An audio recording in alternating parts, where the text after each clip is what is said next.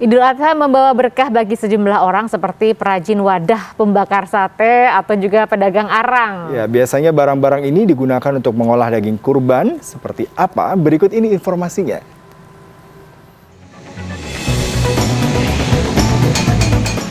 Idul Adha membawa berkah bagi sejumlah pelaku usaha. Seperti yang dialami Hasanah, perajin logam sayangan di Desa Kramat Kudus, Jawa Tengah misalnya. Ia mengaku kebanjiran permintaan alat pembakar sate dari biasanya 10 pesanan kini meningkat 2 kali lipat hingga 20 pesanan per hari. Meski begitu, dibanding tahun-tahun sebelumnya, permintaan alat pembakar sate justru menurun dari sekitar 50 buah per harinya. Tapi nggak kayak lebaran-lebaran yang tahun-tahun kemarin tuh sebelum corona itu banyak. Berapa Bu kalau Satu hari 50. Kalau sekarang? Kalau sekarang paling 20. Itu udah bagus itu. Sebuah pembakar sate dibanderol mulai Rp15.000 hingga Rp100.000, bergantung pada ukuran. Hari Raya Haji juga membawa berkah bagi pedagang arang.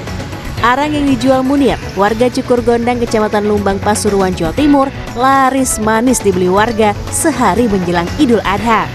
Munir menyebut omsetnya naik 2 kali lipat dibanding hari sebelumnya, di mana biasanya ia dapat menjual 100 plastik arang, kini mencapai 200 hingga 250 bungkus arang yang bisa ia jual. Dalam 2 hari ini loh. 2 hari ini mesti laris Pak, mesti habis Pak ini Pak. Ya.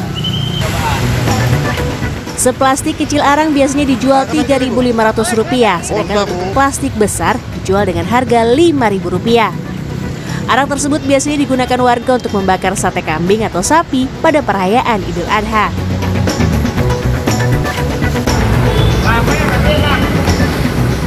Sementara itu, para pedagang kupat tahu dadakan menjamur di kawasan Pasar Induk Cikurubuk, Tasikmalaya, Jawa Barat, Senin pagi.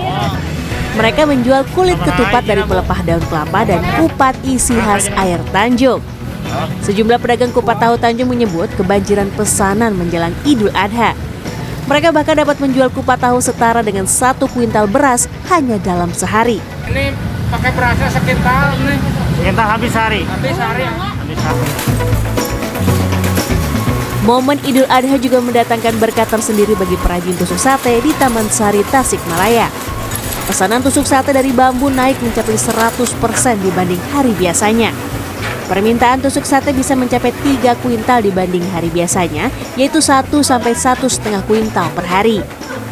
Itu sebetulnya permintaan ada naik sampai 100% lebih.